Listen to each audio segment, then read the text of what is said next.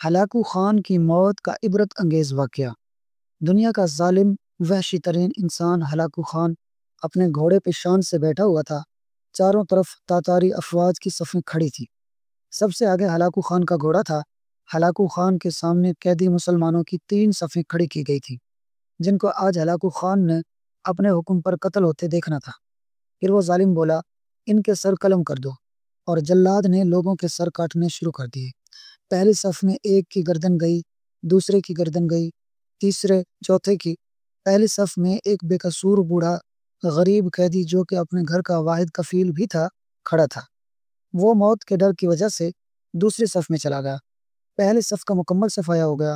Hulagu Khan کی نظروں نے اس بوڑھے کو دیکھ لیا تھا کہ وہ موت کے خوف سے اپنی پہلی صف چھوڑ کر دوسری صف میں چلا گیا تھا۔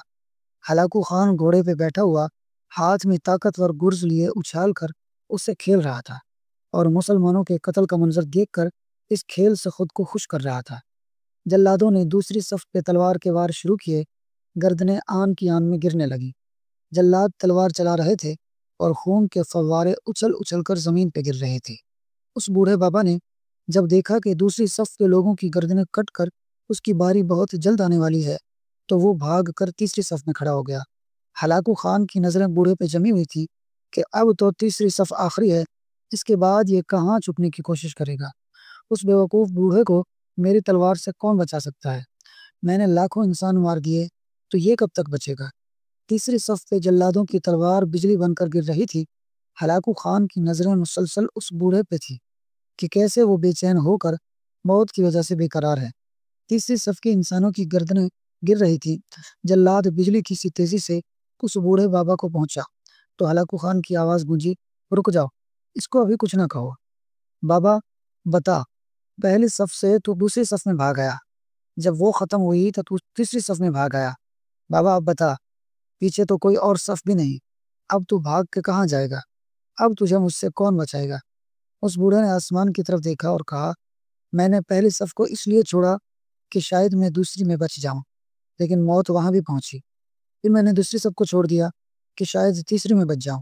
ہلاکو نے گرز کو ہوا میں اچھالتے ہوئے کہا، بابا کیسی خام خیالی ہے، یہ کیسی بہکی باتیں کرتے ہو؟ بھلا تمہیں میری تلوار سے بھی کوئی بچا سکتا ہے؟ بوڑھے مسلمان نے زمین و آسمان کی ہر چیز کے مالک اس وحدہ لا شریک رب پر بے انتہا یقین کے ساتھ کہا، وہ اوپر والی ذات اگر چاہے تو کچھ بھی ہو سکتا ہے، اور اگر وہ چاہے تو مجھے تجھ سے بچا سکتا ہے۔ کیسے بچا سکتا ہے؟ ہلاکو خان نے اتنے تکبر میں آ کر کہا کہ اس کے ہاتھ سے گرز گر پڑا۔ ہلاکو خان چابک دست، ہوشیار جنگجو اور چالاک انسان تھا۔ ہلاکو خان گھوڑے کے اوپر بیٹھے بیٹھے گرے ہوئے گرز کو اٹھانے کے لیے خود کو جھکایا کہ زمین پر گرنے سے پہلے وہ اسے ہوا میں ہی پکڑ لے۔ اسی کوشش میں ہلاکو خان کا ایک پاؤں رکاب سے نکلا اور وہ اپنے گھوڑے سے نیچے آ پڑا، جبکہ دوسرا پاؤں رکاب میں ہی پھنس کر رہ گیا۔ ہلاکو خان کا گھوڑا اتنا ڈر گیا کہ بھاگ نکلا۔ ہلاکو نے خود کو بچانے کی بڑی کوشش کی، لشکر بھی حرکت میں آ گیا، لیکن گھوڑا اتنا طاقتور تھا کہ کسی کے قابو میں نہ آیا۔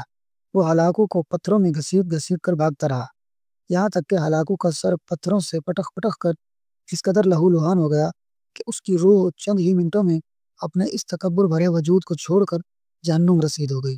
لشکر نے جب بے انتہا کوششوں کے بعد ہلاکو خان کے طاقتور گھوڑے کو قابو کیا تو اس وقت تک اس کا سر برے طریقے سے کچلا جا چکا تھا۔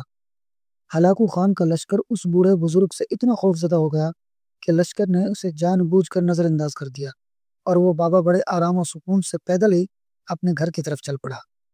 دوستو، مظلوم کی آہ سے ڈرو، کیونکہ جب وہ اللہ سے رجوع کرتا ہے تو قبولیت بہت دور سے اس کا استقبال کرنے آتی ہے۔